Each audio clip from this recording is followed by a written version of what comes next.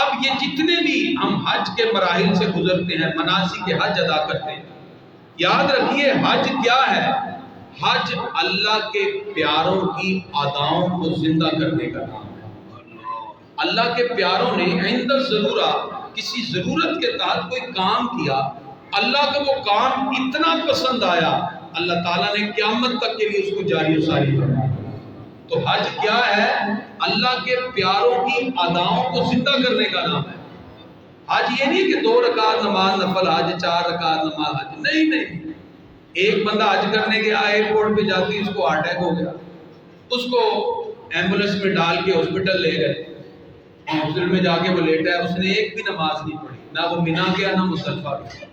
9 ذی الحجہ کو اس کی ایمبولینس اس کو لٹائیں گے اور میدان عرفات میں آ کر 10 منٹ 5 منٹ اس نے وہاں کھڑے ہونا ہے اس ایمبولینس نے، اس کے بعد پھر اس کو ہاسپٹل میں لٹا دیں گے، اللہ نے اس کو حج کا ثواب عطا کرنا۔ یعنی حج بنیادی طور پر میدان عرفات میں کھڑے ہونے کا نام ہے۔ کوئی بندہ حاجی کو پانی پلانے وہاں گیا، کوئی وہاں سے گزر گیا، کوئی جہاز بھی اوپر سے گزر گیا، غروب سے پہلے وہ سارے حاجی ہو جائیں گے۔ میدان عرفات میں جو وقوف عرفہ ہے یہ حج کا بنیادی رکن ہے۔ سرکار دو عالم علیہ السلام فرماتے ہیں میں نے 9 ذی الحجہ کو عرفات کے قریب کھڑے ہو کر شیطان کو منہ پر تماچے مارتے ہوئے دیکھا، ماتم کر رہا ہے، رو رہا ہے اور کہہ رہا ہائے میں نے ان لوگوں سے اتنے گناہ کروائے، ہائے میں نے ان سے اتنے گناہ کروائے، آج یہ سارے عرفات میں آ گئے، یہ تو گناہ سے یوں پاک ہوئے جیسے آج ہی ماں کے پیٹ سے پیدا ہوا۔ میدان عرفات میں جو پہنچ گیا اللہ تعالیٰ اس کے حج کو قبول فرماتا ہے، وہ گناہوں سے یوں پاک ہوتا ہے جیسے آج ہی ماں کے پیٹ سے پیدا ہوا۔ تو حج کے جتنے بھی ارکان ہیں وہ اللہ کے پیاروں کی اداؤں کو زندہ کرنے کا نام ہے۔ جس طرح کہ بیت اللہ شریف ہے، ہم اس کا طواف کرتے ہیں، آپ جانتے ہیں یہ بیت اللہ شریف کیا ہے؟ یہ بیت اللہ شریف حضرت آدم علیہ السلام کا غسل خانہ ہے۔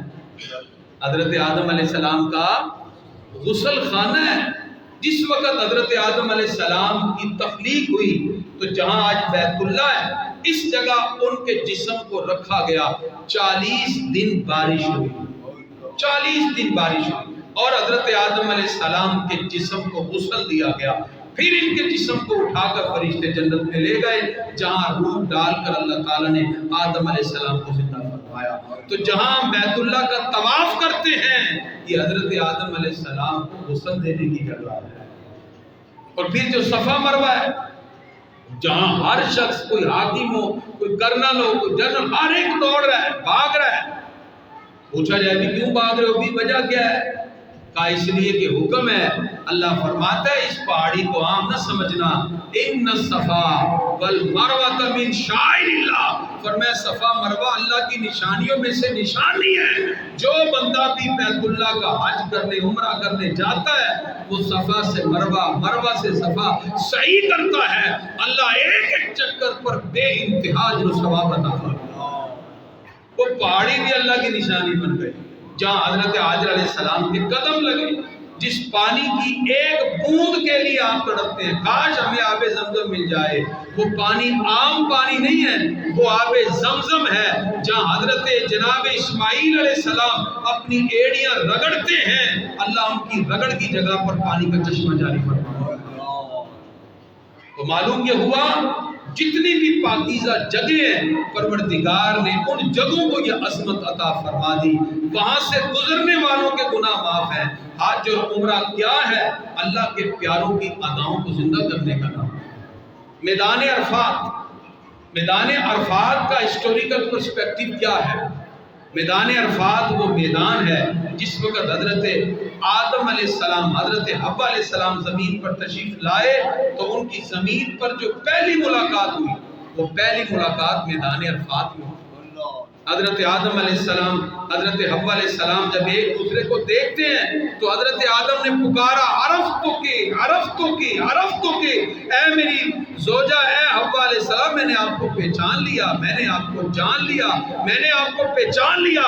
حضرت حوا علیہ السلام نے پکارا عرفتو کا، میں نے بھی آپ کو جان لیا، میں نے بھی آپ کو پہچان لیا۔ اللہ کو یہ لفظ اتنے پیارے لگے، فرمایا اس نام کے ساتھ ہی یہ میدان عرفات ہے، یہاں توبہ کا ستون ہے۔ جو صاحب استطاعت ہے سال میں ایک مرتبہ یہاں آ کے ملاقات ضرور کرے۔ اللہ فرماتا مجھے یہ ملاقات بڑی پسند ہے، اور اس کو حج کا بنیادی رکن قرار دیا۔ جو بھی حاجی ہے وہ 9 ذی الحجہ کو یہاں جاتا ہے اور غروب تک کو یہاں رکتا ہے، اور یہ وقوف عرفہ حج کا بنیادی رکن قرار دیا گیا۔ اسی طرح دیگر میدان جیسے مینا ہے، مینا میں حضرت ابراہیم علیہ السلام رکتے ہیں، غور و فکر کرتے ہیں۔ جناب حضرت ابراہیم خلیل اللہ علیہ السلام نے جو مناسک حج سکھائے اور پھر دین ابراہیمی میں منتقل ہوتے ہوئے آئے، ہمارے آقا علیہ السلام نے پھر اس کی وضاحت کی۔ اس وقت یہ گھر کی تعمیر ہوتی ہے، اللہ فرماتا ہے وَأَذِّن فِي النَّاسِ بِالْحَجِّ، پیارے ابراہیم لوگوں میں حج کی ندا دیں۔ ابراہیم علیہ السلام نے عرض کیا یا اللہ یہاں تو کوئی بندہ ہی نہیں ہے۔ فرمایا کہ تم جبلے ہوگی تو بیس پہ چڑھو اور ندا بلند کرو، پہنچانا ہمارا کام۔ ابراہیم علیہ السلام نے پکارا اے لوگو آؤ اللہ کے گھر کی طرف، اس کے گھر کی زیارت کے لیے۔ جو اس وقت موجود تھے ان کے کانوں میں آواز پڑی، جو ابھی دنیا میں نہیں آئے، عالم ارواح میں تھے، ماں کے پیٹوں میں باپ کی سلبوں میں تھے، سب نے جتنی مرتبہ لبیک کہا اللہ اتنی مرتبہ اس گھر میں حاضری کی سعادت سے ادا کرتے۔ حج اللہ کے پیاروں کی اداؤں کو زندہ کرنے کا نام ہے۔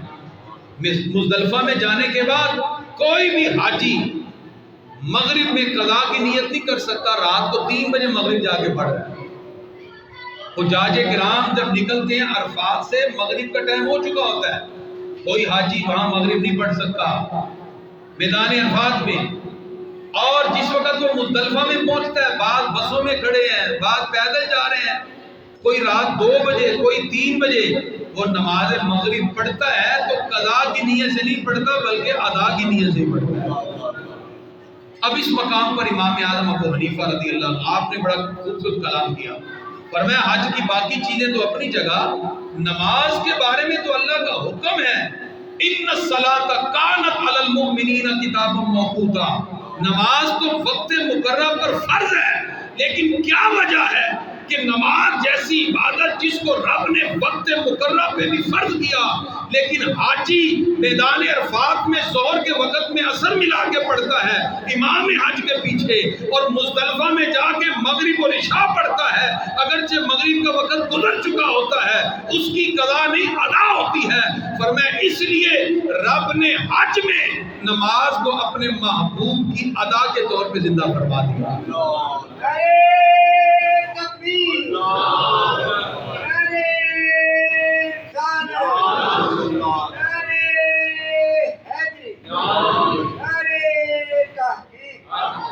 اسی لیے گرامی حضرات حجاج کرام وہاں مزدلفہ میں پہنچتے ہیں، رات کے 3 بجے بھی مغرب قضا نہیں ان کی ادا ہوتی ہے۔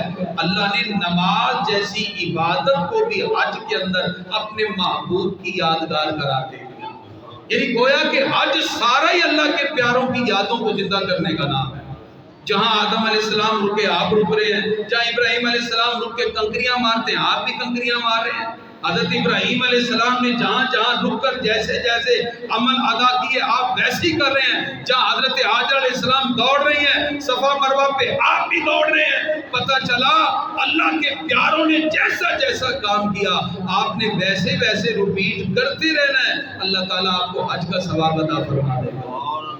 اور ایسی عبادت جس کا اجر اور ثواب یہ ہے، وہ بندہ جب لوٹ کے آتا ہے ایسے ہی جیسے آج ہی ماں کے پیٹ سے پیدا ہو، سارے گناہ معاف ہو جاتے ہیں، رب قدوس کی رضا اور خوشنودی کا یوں حصول ہوتا ہے۔ اس لیے گرامی قدرات جناب حضرت ابراہیم خلیل اللہ علیہ السلام کی یہ عظیم قربانیاں اور آپ کا ان امتحانات سے گزر جانا اور رب قدوس کی رضا اور خوشنودی کے لیے ان تمام آزمائشوں اور ابتلا سے گزر کر امت مسلمہ کے لیے یہ پیغام ہے، اے امت مسلمہ، ہم نے رب کے حکم کے سامنے اپنی جبین نیاز کو جھکایا، جب اللہ کا حکم آئے تمہیں بھی رب کے حکم کی تکمیل کرتے ہوئے ہر ادا کو اپنانے کی کوشش کرنی چاہیے۔